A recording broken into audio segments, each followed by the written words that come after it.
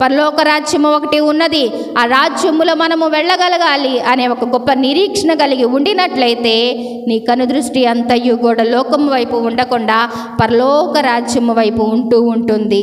ఆయన ఏ విధముగా వస్తూ ఉన్నాడంట? ఆకాశములో మేఘారుడై వస్తూ ఉన్నాడని మత్తయి సువార్తలో కనుక చెప్పినట్లయితే, లూకా సువార్తలో అయితే ఇంకా చాలా చక్కగా ప్రభావముతోనూ మహామహిమ ప్రభావముతోనూ ఆయన మేఘారుడై వస్తూ ఉన్నాడు అని లూకా గారు చాలా చక్కగా మనకి వివరించి ఉన్నారన్నమాట.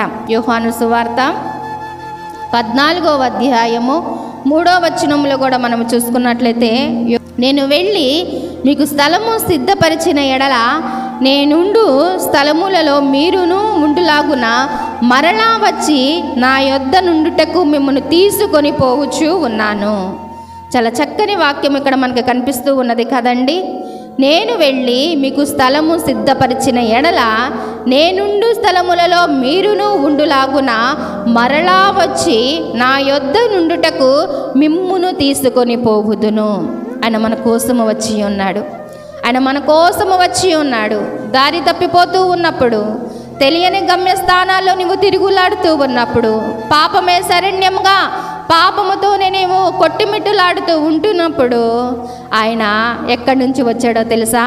ఆయన పరలోక రాజ్యంలో సింహాసనం మీద ఆయన దిగి వచ్చి ఈ లోకములో కన్య మరియ గర్భమున జన్మించి ఆయన చక్కగా ఎన్నో పరిచర్యలు చేశాడు. ఎంతోమందిని ప్రేమించాడు, ఎంతోమందిని కూడా స్వస్థపరిచారు, అనేకులని దేవుని మార్గంలోనికి నడిపించాడు, అనేకులని మిషనరీగా చేయటానికి, అనేకమైన మినిస్ట్రీలుగా చేయటానికి శిష్యులను కూడా ఏర్పాటు చేశాడు.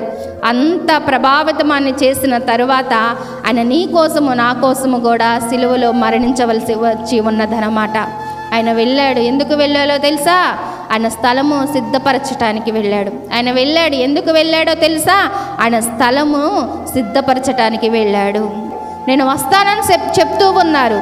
ఇదిగో నేను వెళ్ళి మీకు స్థలమును సిద్ధపరిచి నా ఎడల నేనుండు స్థలములలో మీరును ఉండులాగునా. ఆయన ఎక్కడ ఉన్నాడండి ఇప్పుడు చెప్పండి? పరలోక రాజ్యములో ఉన్నాడు. ఆయన నీ కోసము నా కోసము సిలువలో మరణించిన తరువాత ఆయన మరలా తిరిగి ఆయన పరలోక రాజ్యంలోనికి వెళ్ళాడు. ఆయన మన కొరకు స్థలమును సిద్ధపరుస్తూ ఉన్నాడు.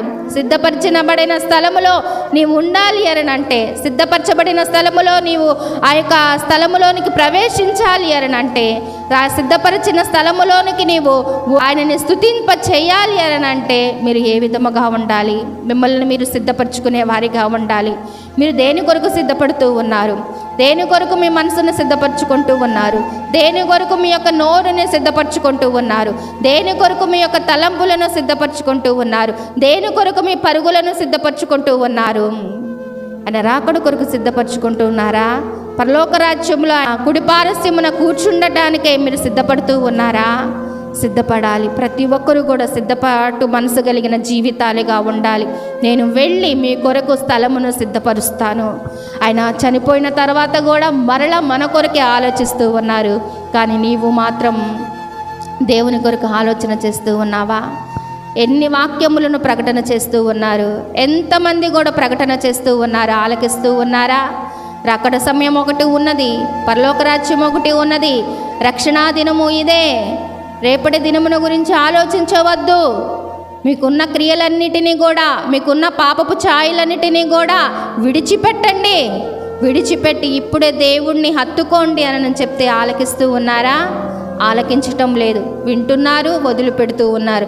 వింటున్నారు, మీ ఇష్టానుసారమైన జీవితాన్ని జీవిస్తూ ఉన్నారు. వింటున్నారు, మీ యొక్క ఏమైనా తలంపుల ద్వారా ముందుకు పరుగులెత్తుతూ ఉన్నారే కానీ ఆయన మీకు స్థలము సిద్ధపరచడానికి వెళ్ళారన్న విషయాన్ని మీరు గ్రహించక మిమ్మల్ని మీరు సిద్ధపరచుకోకుండా మీ పరుగులు దేని కొరకు సిద్ధపరచుకుంటున్నాయో ఒకసారి ఆలకించేవారిగా ఉండాలి. ఆయన ఏం సిద్ధపరుస్తూ ఉన్నారంట మనకి? ఆయన ఏం సిద్ధపరుస్తూ ఉన్నారంట? స్థలమును సిద్ధపరుస్తూ ఉన్నారు. స్థలమును సిద్ధపరిచిన ఎడల నేనుండు స్థలములో మీరును ఉండులాగున మరలా వచ్చి నా యొద్ద నుండుటకు మిమ్మును తీసుకొని పోవుదును. మరలా వచ్చి నా యొద్ద ఉండుటకు నేను మిమ్మల్ని తీసుకొని పోవుదును. ఆయన వస్తాడండి. తప్పక వస్తాడండి. మహామహిమతో వస్తాడండి, మహాప్రభావముతో వస్తాడండి. ఆయన మేఘారుడై వస్తాడండి. ఆయన సిద్ధపరిచిన మార్గంలో నీవు ఉండాలి అనంటే, ఆ సిద్ధపరిచిన స్థలములో నీవు ఉండాలి అనంటే నిన్ను నీవు సిద్ధపరచుకునే వారిగా ఉండాలి. మీ మనసును మేము సిద్ధపరచుకునే వారిగా ఉండాలి. మీ శరీరమును, మీ ఆత్మను మీరు సిద్ధపరచుకునే వారిగా ఉండాలి.